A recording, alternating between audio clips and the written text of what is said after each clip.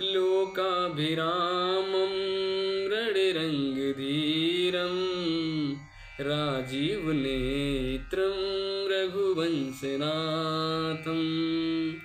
करुणयरूपं करुणाकरन्तं श्रीरामचन्द्रं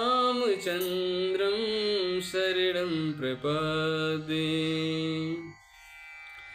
मनोजवं मारुततुल्यवेगं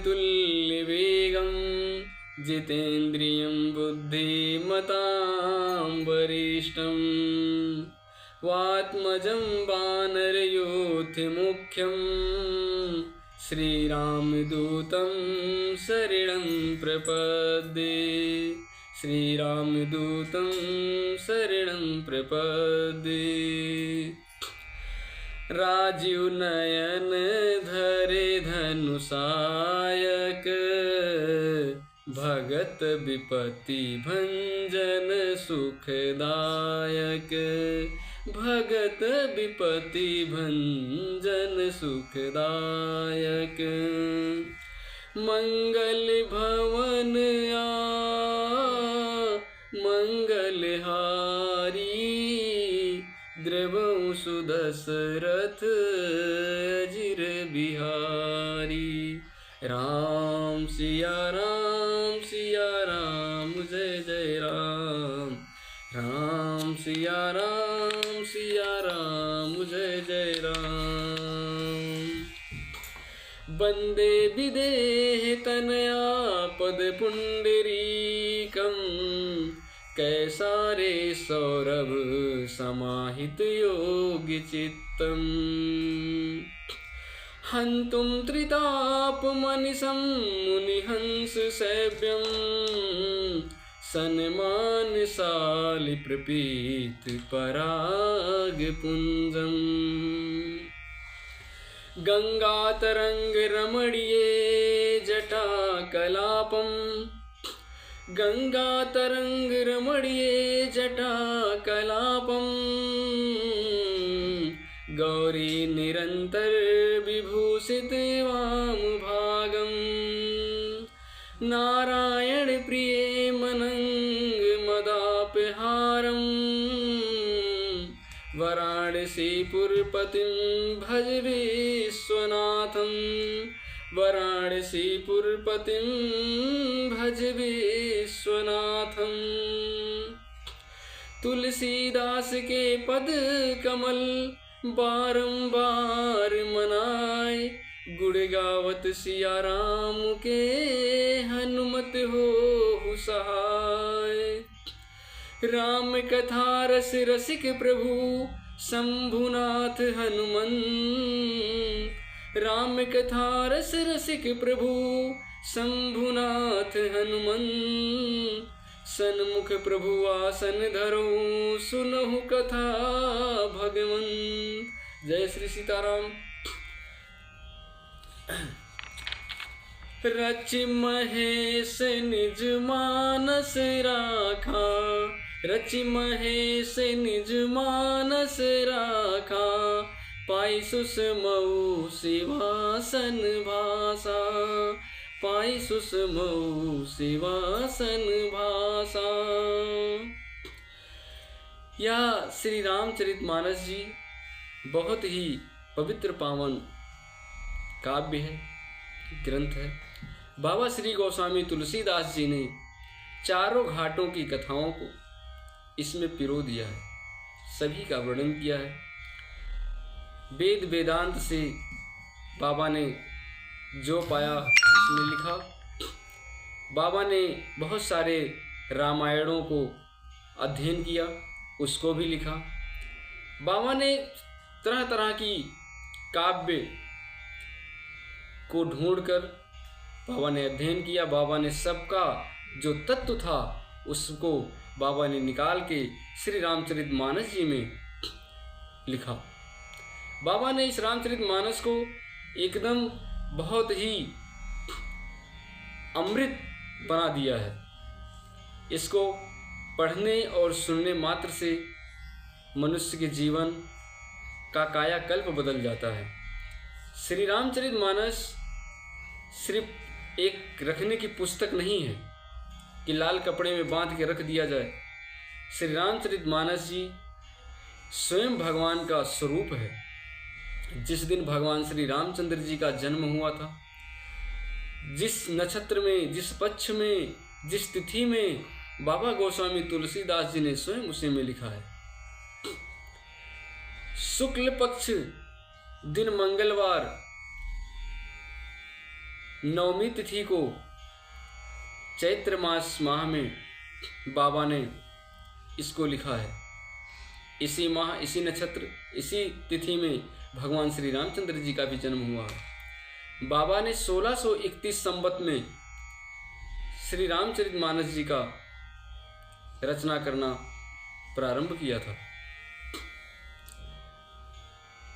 लगभग 450 वर्ष हो गए। देखिए, किसी भी चीज का समय और तिथि बराबर नहीं होता।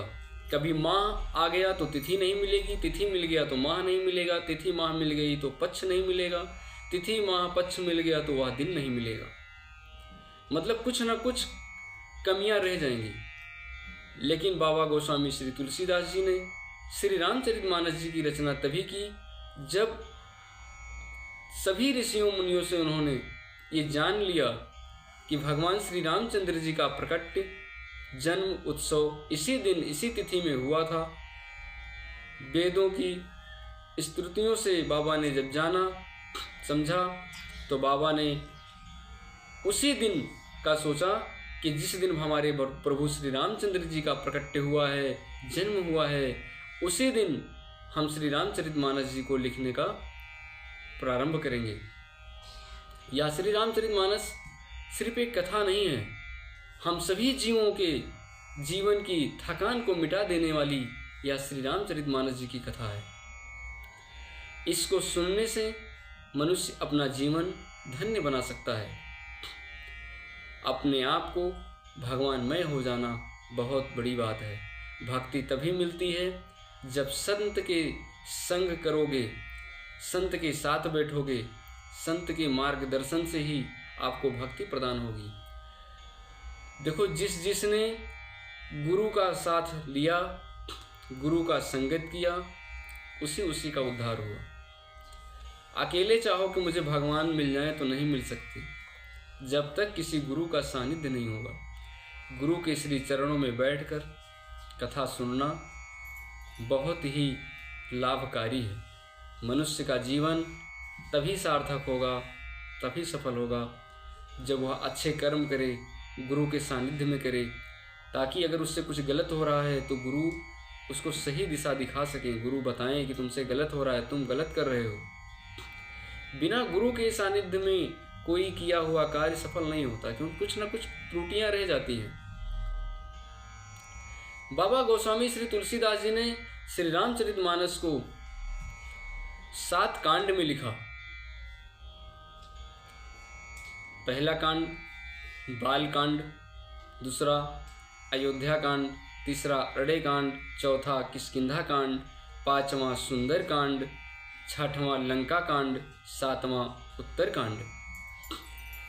बाबा ने 7 कांड में लिखा। श्री रामचरितमानस जी हमारे जीवन में बहुत ही महत्वपूर्ण चीज है। एक ऐसा काव्य है जिसको हम अध्ययन करने से भक्ति तो मिलती ही मिलती है, परिवार के लोगों में एक अच्छा वातावरण होता है। भाई भाई का प्रेम कैसा होना चाहिए, माता पिता का कैसा प्रेम होना चाहिए, गुरु के लिए कैसे प्रेम होना चाहिए, गुरु का शिष्य के प्रति कैसा प्रेम होता है, राजधर्म के प्रति क्या विचार होना चाहिए, एक राजा का दायित्व अपनी प्रजा के लिए क्या होता है और प्रजा का दायित्व राजा के लिए क्या होता है। बहुत बड़ा ज्ञानी भी हो जाना, अगर अच्छे मार्ग पर नहीं चल रहे हो तो ज्ञानी भी होना आपके लिए कोई महत्व नहीं रखता। ज्ञान आपका तभी अच्छा है जब आप स्वयं अच्छे मार्ग पर चलें, अच्छा कार्य करें। बहुत से संतों का तो यह मानना है कि यह श्री रामचरितमानस कोई साधारण काव्य नहीं है, यह कल्प रूपी वृक्ष है।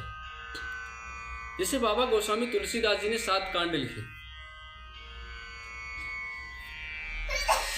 सातों कांडों का अलग अलग जड़ बताया गया कि क्या कौन जड़ है, कौन रीढ़ है, कौन पर्ड है। मैं बताता हूँ आपको विस्तार से। रामायण सुर तरु की छाया, दुख भय दूर निकट जो आया, दुख भय दूर निकट जो आया। यह कल्प रूपी वृक्ष का जो हमारा प्रथम कांड है, बाल कांड, यह है जड़। दूसरा है हमारा अयोध्या कांड। अयोध्या कांड इस श्री रामचरितमानस जी का रीढ़ है। तीसरा है अरण्य कांड। अरण्य कांड इस श्री रामचरितमानस जी का डालियां हैं। यहाँ से कई प्रकार की कथाएं निकली हुई हैं। चौथा है किष्किंधा कांड। किष्किंधा कांड यह कल्प रूपी वृक्ष का जो है पर्ण है। पांचवा है सुंदर कांड। सुंदर कांड में 7 बार सुंदर शब्द आया है, इसलिए इसको सुंदर कहा गया है। कैसे? सुंदरे सुंदरे राम, सुंदरे सुंदरे राम, सुंदरे सुंदरी कथा, सुंदरे सुंदरी सीता, सुंदरे किं न सुंदरम। सुंदरे सुंदरे राम, सुंदरे सुंदरी कथा, सुंदरे सुंदरी सीता, सुंदरे किं न सुंदरम। इस कांड में 7 बार सुंदर शब्दों का संबोधन बाबा ने किया। छठवां है लंका कांड। रामायण का जो हमारा ये कल्प रूपी वृक्ष है, इसका पका हुआ फल है, जीवन का परम फल है भागवत प्राप्ति। और लंका कांड में जितने राक्षस राम जी के हाथों मारे गए, सभी का उद्धार हो गया। 7वां है अब उत्तर कांड।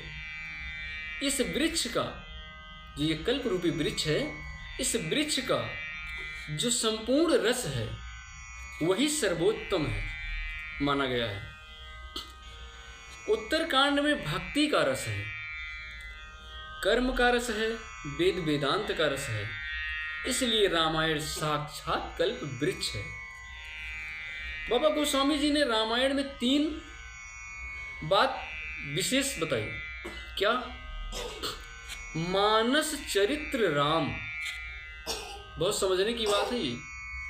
मानस चरित्र राम अर्थात अपने मन को शुद्ध बनाओ। जो अपना मन है इसको शुद्ध बनाओ। राम जी के चरित्र से हमारा मन पवित्र बनेगा, तभी हमारा मन शुद्ध होगा। मनेयो मनुष्याणां कारणं बन्धमोक्षयो। एक चीज और बताते हैं, मन के हारे हार है, मन के जीते जीत। मन के हारे हार है, मन के जीते जीत। मन ही मिलावत राम से, मन ही करत फजीत। ये मन बड़ा चंचल है। मन शुद्ध हुआ तो प्रभु से प्रीत लग जाएगी। गुरु का संग कर लिए, मन अच्छा हुआ तो भक्ति में मन लग गया। और मन शुद्ध नहीं है, इंद्रियां सही नहीं है, तो इधर उधर भटकेगा, गलत उल्टा सीधा काम करेगा, लोगों के ताने सुनने पड़ेंगे, समाज में उठने बैठने लायक नहीं रह जाओगे। ये मन ही है हमारा जो सब कुछ करवाता है। इसलिए मन को बहुत सावधानी पूर्वक रखना चाहिए, मन को बहुत नियंत्रित करना चाहिए। मन सही होगा, इंद्रियां सही होगी, तभी आप समाज में जीने लायक रहोगे, समाज में अच्छा व्यवहार, अच्छा सम्मान मिलेगा। अगर मन और इंद्रियां आपकी सही नहीं हैं तो आपका कोई सम्मान नहीं है, आप किसी लायक नहीं हैं।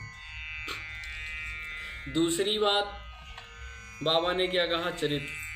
संसार में जिसका चरित्र पवित्र है और मन निर्विकार है, फिर राम जी की प्राप्ति में कोई संदेह नहीं है।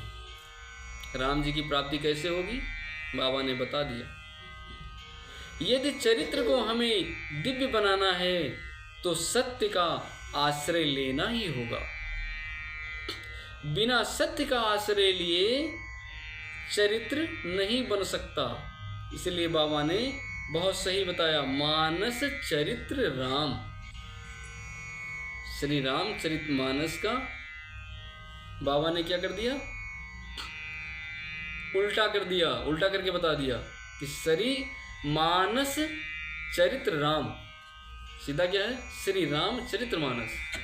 बाबा ने कहा जिसका मानस शुद्ध हो गया इस श्री रामचरितमानस से, इसका मानस उठा के जब अपने मानस में डालोगे तभी आप जनमानस के काम सही कर पाओगे, तभी आपका जाके कोई काम सफल होगा।